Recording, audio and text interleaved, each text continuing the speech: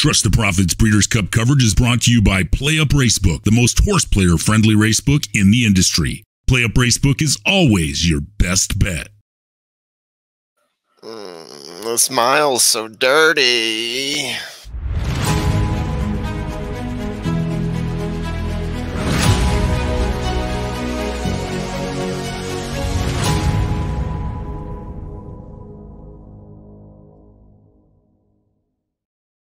Trust the Profits. I'm the Formula here, and we are talking about, in case you haven't guessed it, the Breeders' Cup Dirt Mile. In case you didn't get my little joke there, yes, we're talking about the Dirt Mile. We're talking about it a few weeks ahead of when it's going to be run on November 5th. As of right now, it is October 19th. So we're going by the best list that we got. Thank you to Horse Racing Network for compiling this list in such a beautiful form for me. As you know, the Dirt Mile, it's going to be a G1 race run at Keeneland, 8 furlongs. That equals a mile, and it's going to be on dirt. Any jockeys I talk about here are jockeys that have historically been on these horses, not necessarily the jockeys that will be on these horses if they are in the Dirt Mile this year. Let's get started. Starting at the top, we got Jack Christopher. Lifetime, he is 5-0-1 in 6 races. Most recently won the H. Allen Jerkins at Saratoga, 1 1/4 lengths over GUNITE, which you'll be talking about later. His 1/3 place finish was at the Haskell. It was a longer race for him, 2 lengths behind CYBERKNIFE and Taba. Previous to that, he's won the Woody Stevens by 10 lengths over horses like Papa Cap, as well as the Pat Day Mile, Champagne Stakes. He's really a dominating horse, less so at 2 turns, but again, we're talking about a mile here, so this really fits into his wheelhouse, and he is likely the favorite. GUNITE coming in, 5 races in 2022, 3-2 in those races, 3 first place, 2 second place. Most recently won the Harrods Creek Stakes at Churchill Downs by 3 lengths over Conager. Second at the Jerkins, as we just mentioned, came in second to Jack Christopher. And before that, winner of the Amsterdam and Maxfield Overnight Stakes. Horse that's finishing first and second pretty much every race. Definite consideration for GUNITE. Next up, we got CZ Rocket. Been around for a while this year. 4 races, 1 win, 1 1 first place finish, 1 second place finish, 1 third place finish. The 1 win was an allowance race. Not exactly graded stakes. Ran in 2 G2s for a 2nd and 8th place finish. He came in 7th place at this sprint last year and 2nd place 2 years ago at Keeneland. Has won a few G2s, never has won that G1. Always a threat to win in the races that he is in, though, but getting up there in age at 8 years old, not exactly seeing the prime years of CZ Rocket in 2022. CYBERKNIFE, 4 wins this year in 8 races. Taking a different route to the Dirt Mile than most of these horses, right? So we're talking about a horse that has not run outside of a 2-turn race in 2022. Last time he ran a 1-turn race was in 2021. Ran the Penn Derby and ran the Penn Derby and the Travers, but was unable to beat classic targeted Epicenter, Life is Good, and Zandon. So looks like he is potentially gearing up for the Dirt Mile. A winner of the Haskell, Matt Wynn, Arkansas Derby. It'll be interesting to see how he adjusts to running a shorter race, especially against horses that have been training for the mile all their career, all year, haven't been training for the 2 turns. So I'm curious to see what's going to happen with CYBERKNIFE here.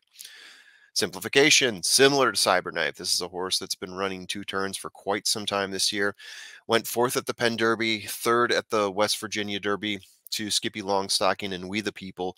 Competes in the big races, but falls short. I mean, his last win was the Fountain of Youth before the Kentucky Derby, gearing up for that. He was a horse that a lot of people talked about ahead of the Kentucky Derby, but really has yet to win a race since that time. CODY'S Wish, 4 races this year, 3 wins, 1 second place. Not too shabby. Last 3 races have been wins. So 1, 2, 3, G1, the Forgo Stakes, a 7 furlong race. He was 1 1/4 over Jackie's Warrior, Pipeline, and Baby Yoda. Yikes. I mean, we're talking about some pretty solid horses there. So, yep, not exactly a lightweight, no. CODY'S Wish, single loss this year was a race where he ran neck and neck with Scalding at the Challenger Stakes in March. And before that, he had 3 other wins that he was reeling off. Pretty darn solid horse in CODY'S Wish. Senior Buscador coming in next. 2 wins out of 4 races in 2022. Last won the ACAC Stakes, a G3 race, 1 1/4 lengths over Injunction and 3 Technique. For that, he was third at the Pat O'Brien to horses Laurel River and American Theorem. Very deep race. Also included horses like CZ Rocket, Defunded, Speaker's Corner, The Chosen Vron.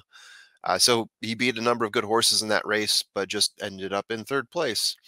He's been improving this year as the year progressed. Todd Fincher, any Dave Fincher references? Got no gifts for that. Sorry, guys. What you gonna do? What you gonna do? Maybe next time. Highly motivated. 2 wins in 2022, recently second at the Iceland Stakes, and the winner of the Monmouth Stakes. He's been camping out in Monmouth most of the year. At one point, this horse is going neck and neck with Essential Quality in the Bluegrass Stakes in preparation for the 2021 Kentucky Derby, in which he placed 10th. Still a steady competitor.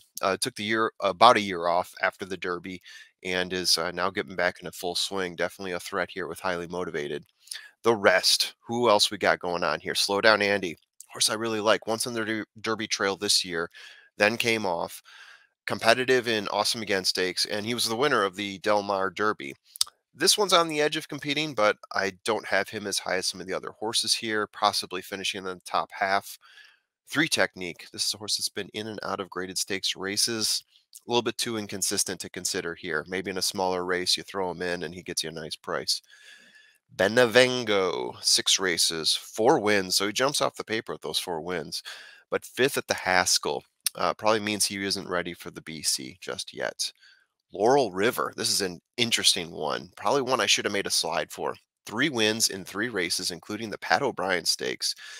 Of the rest, I think he's the one with the highest consideration. We'll be talking about him in just a second here.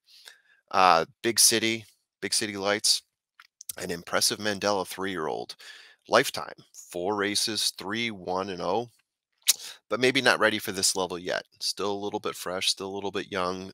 Probably big things for this horse, though. I really like him a lot. Pipeline came in 3rd at the Forgo, 2nd at the Monmouth. I just think he's outmatched here. Good numbers and everything, but just maybe a level too high for Pipeline. Twilight Blue, 4-year-old. This is a formula favorite. I do like this horse. Racking up on allowance wins, but the only graded stakes race, he finished 8th in the Rebel in 2021. So again, I think same as Pipeline. I just think he's outmatched here. But if it were a lower level race, I would really seriously consider Twilight Blue as a nice long shot. And then Informative. This is a horse usually good for 1 win a year, and he got that already in the Iceland in Monmouth. So I'm gonna cross Informative off my list here. So what do we got? No odds at this time. We're just going off of odds that you might see at Bovado or something like that, just to get an idea for where people are putting their money. Right now, a lot of the money is going to Jack Christopher. So he is, all things being even, the pick to win. But I do really like CODY'S Wish here. So if you want to go on the edge, I think Jack Christopher likely to win, but I also think that the door is wide open for a horse like CODY'S Wish to beat him. CODY'S Wish going to get you better odds than Jack Christopher. So I think that is an interesting play here. If we're going to talk about a key and creating some sort of box, I really like Jack Christopher as the key. CODY'S Wish, GUNITE, and Laurel River. I got CYBERKNIFE in quotes there. I mean, CYBERKNIFE is a horse that has been running in some G1s and has fallen short, but the big horses. I just think that horses like CODY'S Wish, GUNITE, Laurel River at the distance might run better than CYBERKNIFE here. Call me crazy. Call me crazy in the comments, actually. Go ahead and tell me what you think. What do you think is going to happen at the Dirt Mile? You like my picks, you don't like them.